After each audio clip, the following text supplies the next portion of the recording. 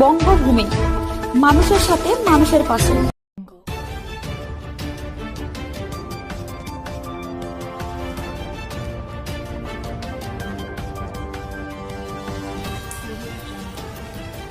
অঙ্গনওয়াড়ি কেন্দ্রের খিচুড়ি খেয়ে হাসপাতালে ভর্তি এক গর্ভবতী মহিলা সহ 2 শিশু।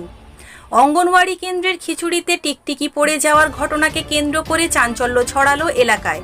স্থানীয় সূত্রে জানা গিয়েছে, মঙ্গলবার সকালে মৌসুমীর বালিয়াড়ার 321 নম্বর অঙ্গনওয়াড়ি কেন্দ্রে খিচুড়ি রান্না হয়েছিল। সেই খিচুড়িতে টিকটিকি পড়ে যায় বলে অভিযোগ। এদিকে সেই খিচুড়ি অঙ্গনওয়াড়ির খুদে পড়ুয়ারা ও গর্ভবতী মায়েরা খেয়ে ফেলেন। এই ঘটনায় এক গর্ভবতী মাকে হাসপাতালে ভর্তি করা হয়েছে। ওই অঙ্গনওয়াড়ি কেন্দ্রে ছাত্রছাত্রী ও গর্ভবতী মা মিলিয়ে মোট 50 জনের রান্না হয়েছিল। ছিল বলতে মানে খাবারটা আমরা দেখিনি। কি খাবার?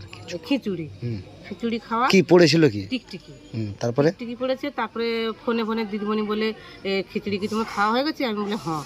তখন বলে তো মানে এক কাজ করো আর খাও নি। আমি বলি খাওয়া তো হয়ে গেছে, আর কী করবো না, তাহলে তুমি তো গর্ভবতী মা, তুমি তাহলে হসপিটালে ভর্তি করো। গর্ভবতী মা বলতে আপনার কে হয়? আমার বৌমা হয়। তারপরে আমার বৌমা হয়, আমার নাতি হয় একটা হয়। তার কাকি দিয়ে ফুটা খেয়েছি। খাওয়ার পরে ভর্তি করতে বলতে আমরা নিয়ে চলে এসেছি। কতটা আতঙ্ক রয়েছে? আমরা আতঙ্কে চলেছি।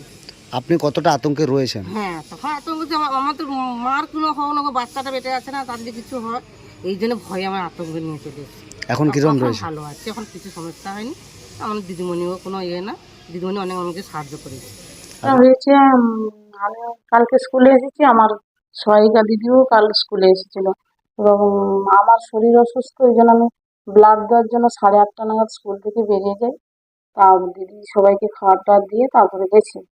এবার টিকটিকি উপর থেকে পড়ে যায়, কি খাবারে ছিল টিকটিকি এটা আমাদের অজানা। এবার আমরা কেউ এই বিষয়টার জন্য প্রস্তুত ছিলাম না, এরকম একটা দুর্ঘটনা ঘটে গেছে। এবার আমি যখন বাড়ি চলে যাই, তারপরে 10টা নাগাদ যে মার বাচ্চার খাওয়ারে টিকটিকিটা পড়েছে উনি আমাকে ফোন করে। তখনই আমি ওনার বাড়িতে আসি এবং অন্যান্য মা বাচ্চা সবার ভালো মন্দ জিজ্ঞেস করি, বাড়ি বাড়ি প্রায় গেছি এবং একজন গর্ভবতী মা এবং 2টো বাচ্চা, একটা ছেলে একটা মেয়ে, ওরা প্রচুর ভয়ে ছিল। ওদেরকে আমি বলেছি যে তোমরা তাহলে হসপিটালে চলে যাও এবং আমি পাঠিয়েছি ওদের বাড়ি থেকে। এই বলে আমি 3টে পর্যন্ত এলাকাতেই ছিলাম, তারপরে বাড়ি চলেছি। আমার স্কুলের পরিকাঠামো একদম ভালো না। ওটা লকডাউনের সময় ওই সুন্দরবন অ্যাসোসিয়েশন থেকে ঘরটা করেছে।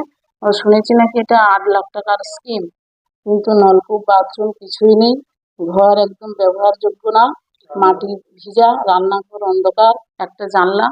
আর রান্না করতে তো সহায়িকা দিদি একদম পারে না, বহু কষ্টেই করে, প্রচুর ধোঁয়া বেরোতে পারে না। আর ঘরটা এখনো জবজবে হয়ে আছে, জল বেঁধে আছে। হ্যাঁ, আমার অফিসে জানিয়েছি এবং পঞ্চায়েত প্রধান সাহেবও জানে, মেম্বারকে জানিয়েছি এবং মায়েদের সঙ্গে সবসময় আমার কথাবার্তা হচ্ছে। ওরা তো রোজ খাবার আনতে আসে, বলছে এই নেই সেই নেই এবং বলছি। খাবারের টিকটিকি বিষয়ে মেম্বারকে জানিয়েছি, আমার সুপারভাইজার দিদিকে জানিয়েছি। ঘটনাটা আমার ছোট মেয়ে খাবার খেয়েছিল, সে খেতে খেতে দেখতে পেয়েছে টিকটিকি পড়ে আছে। তারপরে মেয়েটা গা ধুতে চলে গেছে, তারপরে সেই খাবারটা খানিকটা আলাদা টিফিন কৌটা করে তোলা হয়েছিল, সেই খাবারটা আবার আমার ছেলেকেও খাওয়াতে গিয়েছি। তখন আমার ছোট মেয়ে এসে 2 গাল খেয়েছে ছেলেটা। ছোট মেয়ে এসে বলছে যে টিকটিকি মা, টিকটিকি। ওটা কাই টিকটিকি না, তুমি এখানটায় দেখো কেটেলের মধ্যে টিকটিকি পড়ে আছে। তারপরে আমার ছেলেকে যে খাওয়াচ্ছিল, ছেলেকে খাওয়াতে খাওয়াতে বন্ধ করে দিয়ে পাশের বাড়ি ব্যাগুলোকে জানিয়েছি। তারপরে দিদিমণিকে ফোন করে জানিয়েছি। দিদিমণি এসে সবাই, দিদিমণি, পাড়া প্রতিবেশী সবাই এসে সেই টিকটিকিও দেখেছে।